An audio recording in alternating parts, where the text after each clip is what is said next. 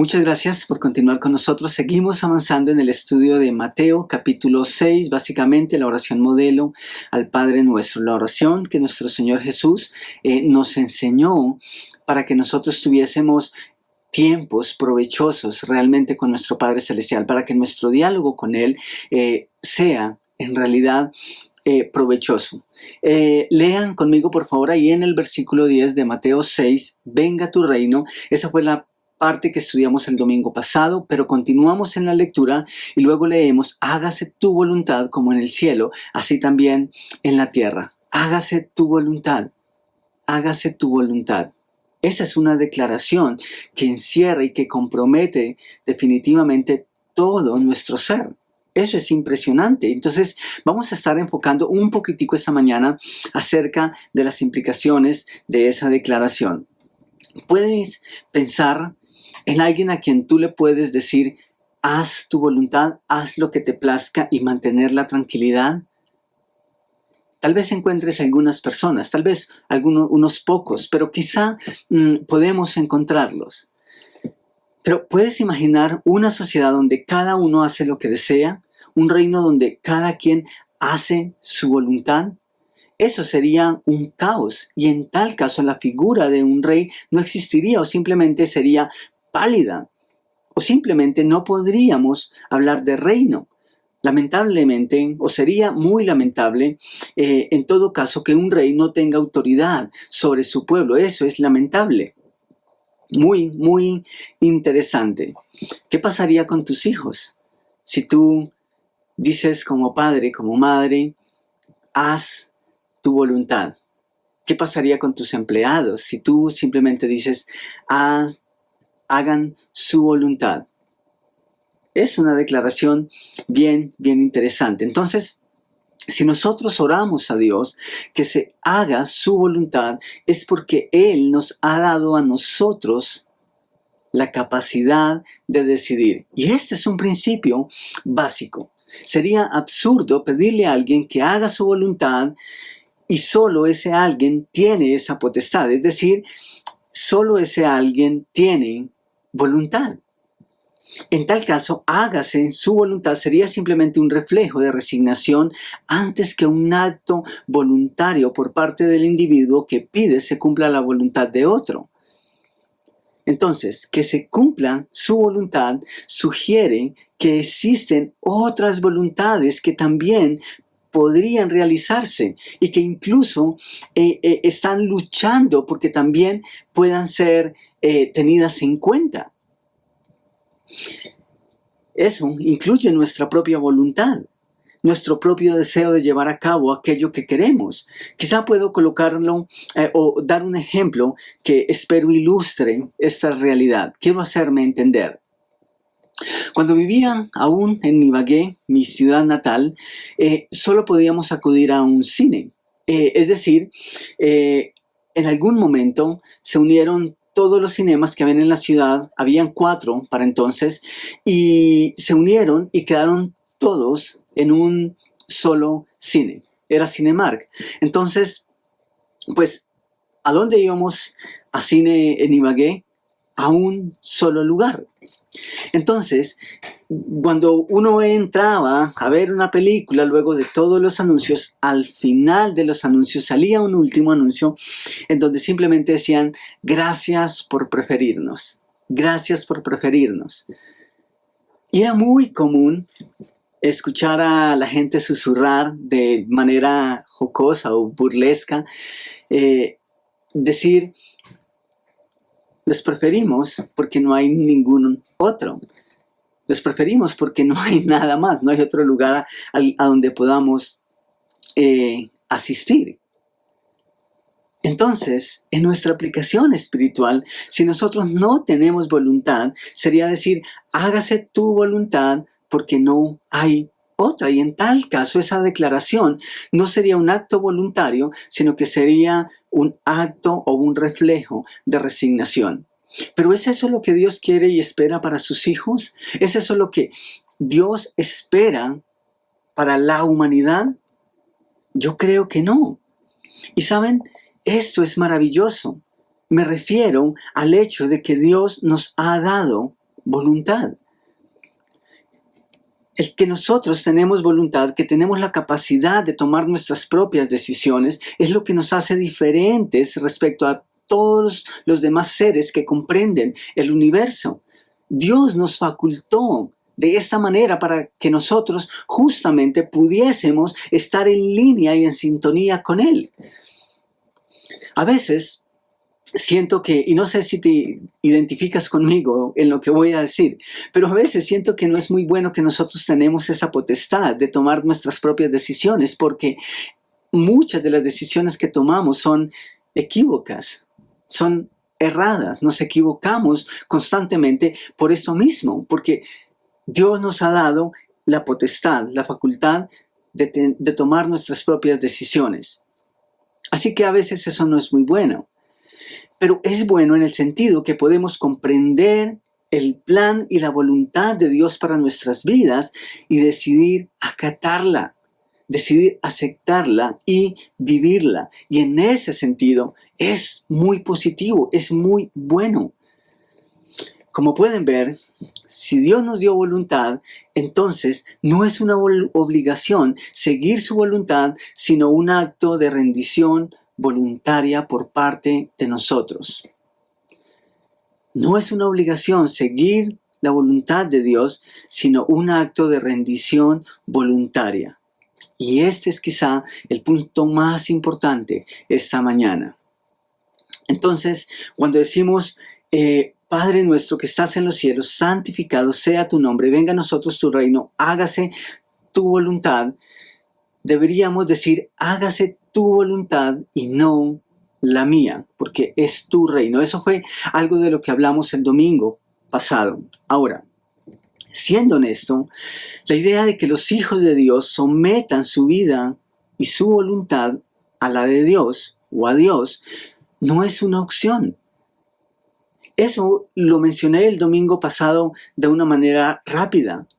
Pero en realidad, cuando aceptamos a Cristo en nuestro corazón, o mejor, le pedimos a Él que nos acepte y abrimos nuestro corazón, no solo estamos aceptando su salvación, sino que estamos aceptando también su dominio, su señorío.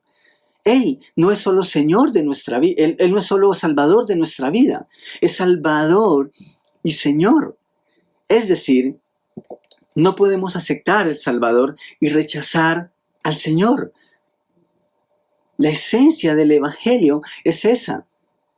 Personas que aceptan su salvación y someten su vida al Rey, a Jesús, como su Señor, como el único que tiene la autoridad sobre ellos. Entonces, esa es la esencia de nuestra salvación. Eso no es una opción para nosotros, pero en todo caso, debe ser una decisión personal, un acto voluntario de rendición por parte del Hijo de Dios. Entonces, cuando los hijos de Dios, cuando los hijos van al Padre en oración, no solo se deleitan en Él antes que esperar algo más, sino que magnifican su nombre, santifican su nombre, claman porque su reino sea establecido como una necesidad del alma, que su reino sea establecido en la tierra. Y esto es de suma importancia. Piden que su voluntad sea hecha. La voluntad de Dios debería ser una prioridad. Su plan debería ser una prioridad para nuestras vidas. Sus planes deberían ser nuestros planes. Y podemos ver y pueden leer conmigo algunos ejemplos de hombres que entendieron esta realidad en su vida, no solamente a partir de la oración modelo que nos dejó Jesús, sino aún en el Antiguo Testamento. Dios es un ser relacional, es un ser social. Así que el hombre desde el principio ha tenido la oportunidad de relacionarse con su Creador, con Dios. Así que miremos la experiencia del rey David, el rey de Israel. Él hizo esto de someter su vida a su voluntad, a la voluntad de Dios, y entendió la importancia de este mismo principio. Salmos capítulo 143, versículo 10, dice, enséñame a hacer tu voluntad. enséñame a hacer tu voluntad. Para David, esto era una necesidad, era una prioridad. ¿Por qué? Porque tú eres mi Dios. Tu buen espíritu me guíe a tierra firme. ¿Notan ustedes la premisa? Enséñame tu voluntad porque tú eres mi Dios. Esa es la razón por la cual me es importante hacer tu voluntad, era lo que decía David. Por eso necesito conocerla. Así que, por favor, enséñamela. ¿Saben algo interesante? Jesús mismo modeló este principio. Él no solo nos enseñó con palabras a buscar la voluntad de Dios, a amar la voluntad de Dios, a vivir la voluntad de Dios en el modelo de oración del Padre Nuestro.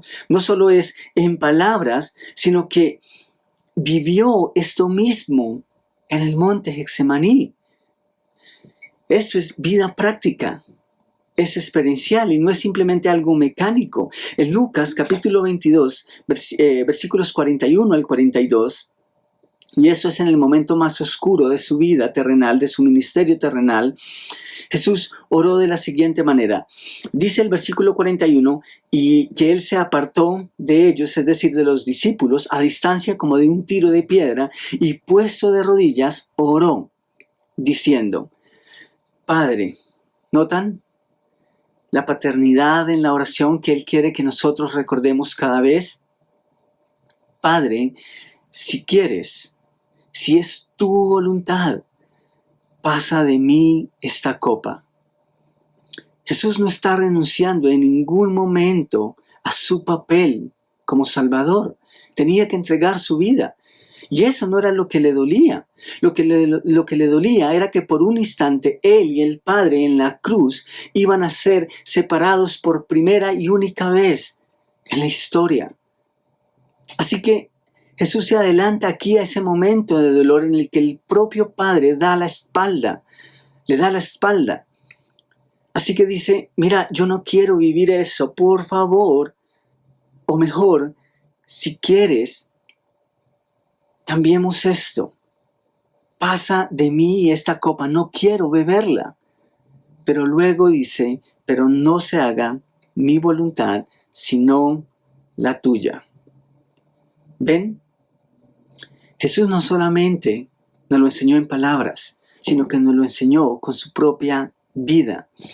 Ciertamente decimos nosotros que las palabras pueden con todo, y es verdad.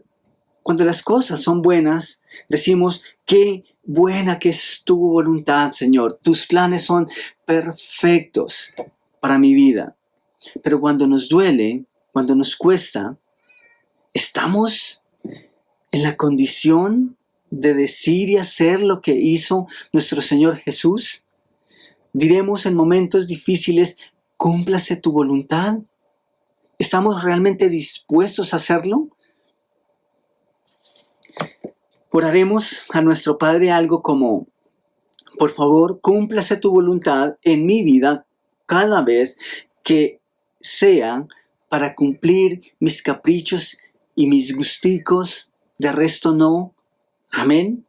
No, esa oración no existe. Esa oración no glorifica a nuestro Padre. Esa oración no va a ser nunca contestada. ¿Por qué? Porque no santifica a nuestro Padre. Porque no reconoce que su voluntad es perfecta en comparación a la nuestra. Porque en todo caso no es una oración de humildad, en donde los hijos, por un acto voluntario, están rindiendo su voluntad a la voluntad de su Padre. Jesús sufrió el peso de nuestro pecado. Él sufrió las limitaciones propias de la humanidad, las injusticias naturales de una sociedad agobiada por el maligno. Y aún así pudo declarar, hágase tu voluntad y no la mía. Insisto, en el momento más oscuro de su vida, de su ministerio terrenal. Luego, ¿por qué no podemos hacerlo nosotros? Él nos dio el modelo. Y escuchen eso, la oración no se limita a simplemente un par de minutos que usted y yo estamos o de rodillas o en nuestro cuarto, en nuestra sala, en donde quiera que estemos.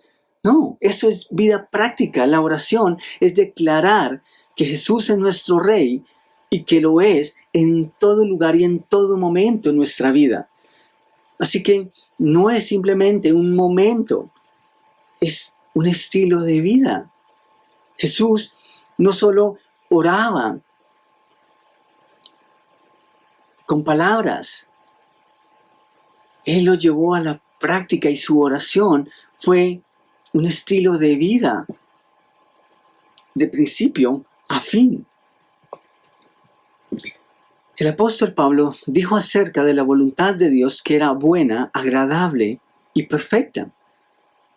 En Romanos capítulo 12, versículo 2, dice: no os conforméis a este siglo, a este mundo, a esta sociedad que va en contra de la voluntad de Dios, sino transformados por medio de la renovación de vuestro entendimiento, para que comprobéis cuál sea la buena voluntad de Dios, agradable y perfecta.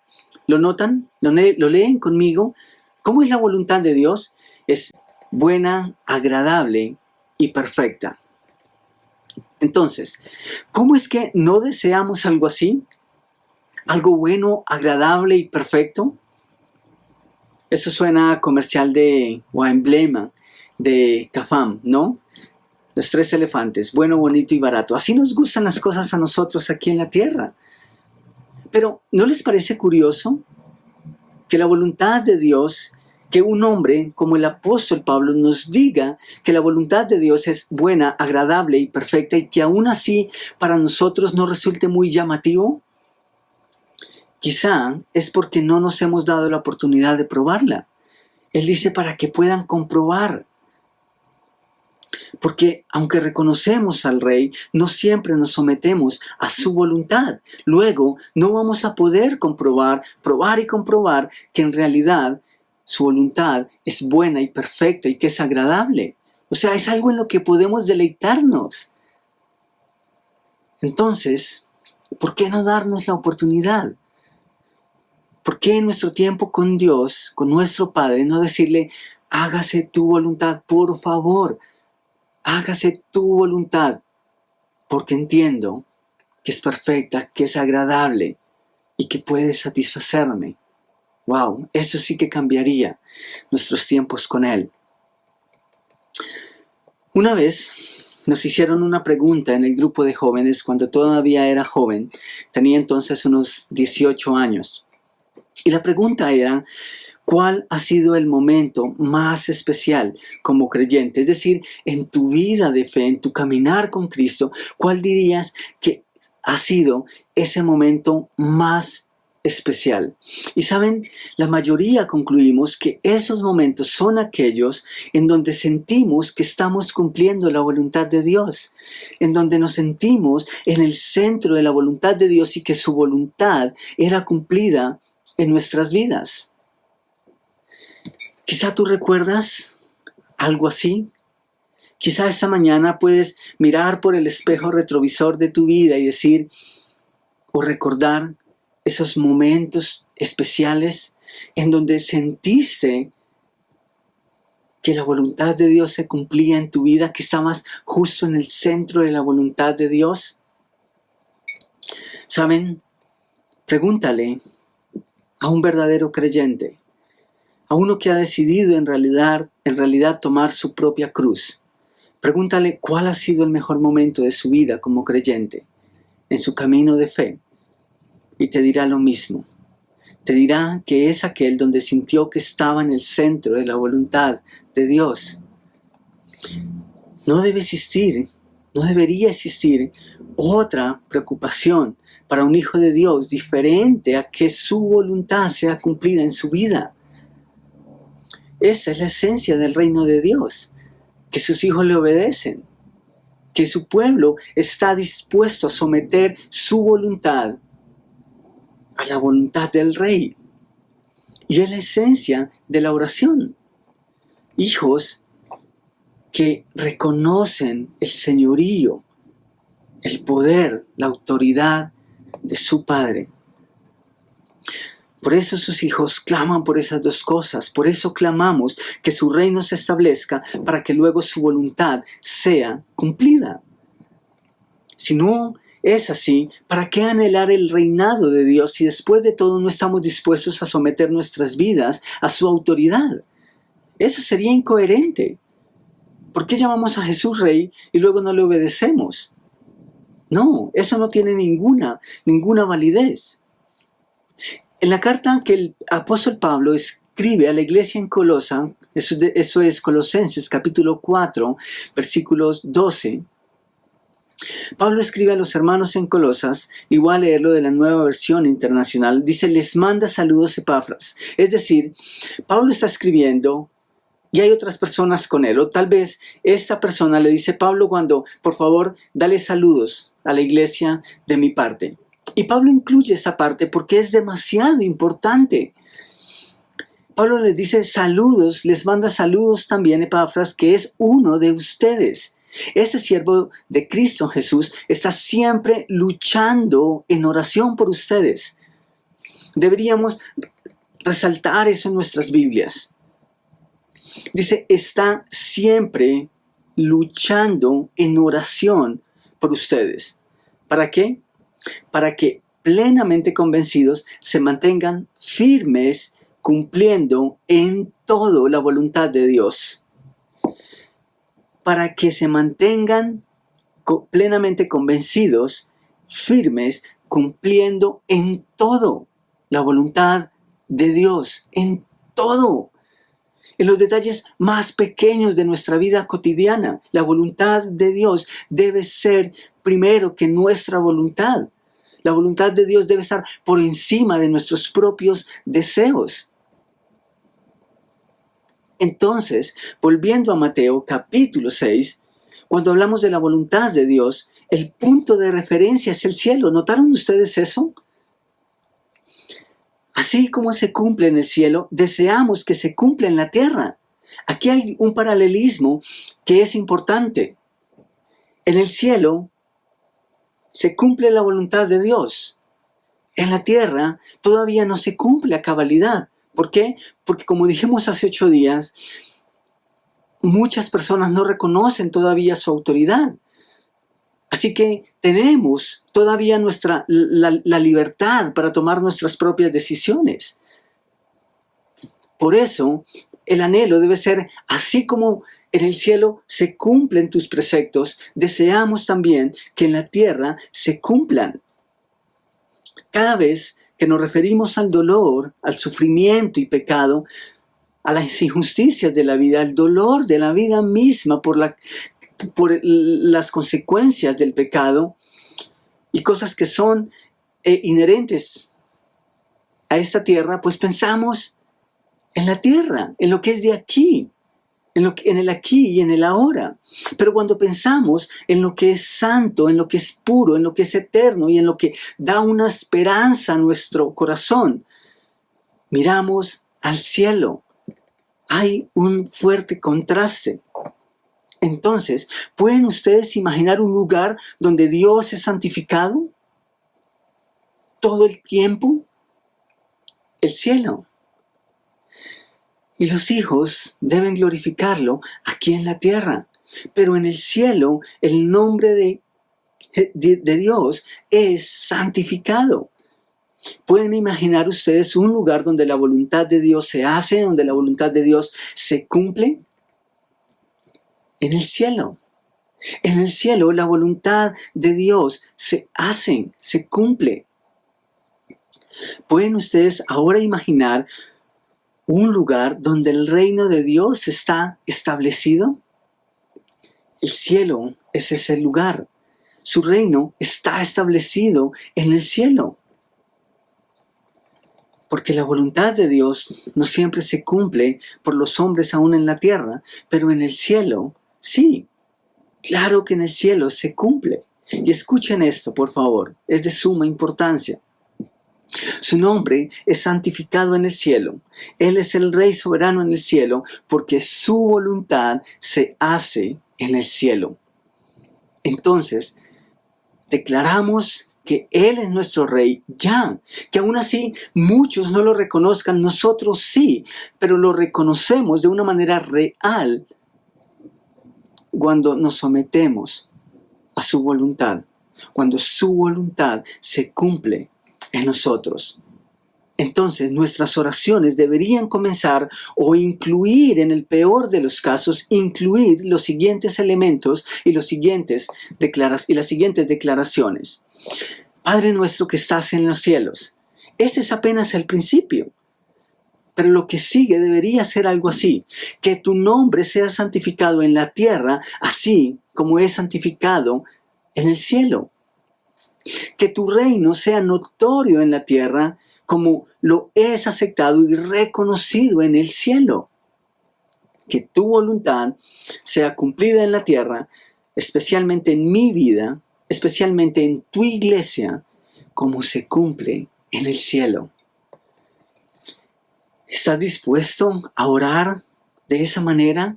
¿Entiendes las implicaciones de pedir que la voluntad de Dios se haga? No es fácil, especialmente cuando nuestra voluntad se interpone. Pero si deseamos en verdad su reino, comenzaremos por someternos a su voluntad. De otra manera, no tendría sentido. ¿Estás dispuesta a someter tu vida al Rey? ¿A someter tu voluntad a su voluntad? Yo espero que sí, porque de otra forma nuestras oraciones no tendrían ninguna validez delante de nuestro Padre. Y en todo caso no llenarían nuestro corazón, no saciarían el alma. Por favor, tomemos un momento para orar. Oremos juntos esta mañana.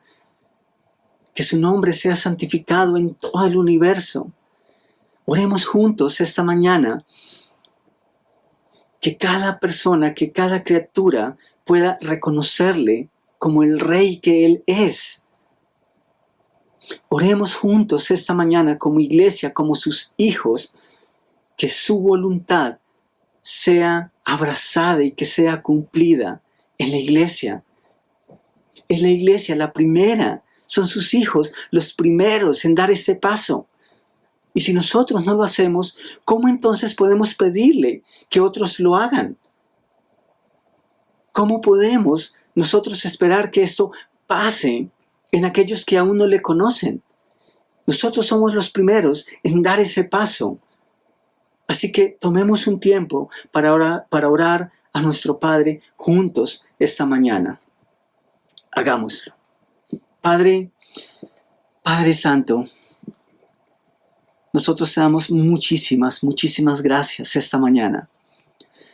Te damos muchísimas gracias porque te hemos conocido como un buen padre, como un padre que ama a sus hijos, como un padre que guía, como un padre que ha dado libertad y que espera que en un acto de rendición voluntaria sus hijos le sigan, le amen, porque eso es lo mejor para ellos.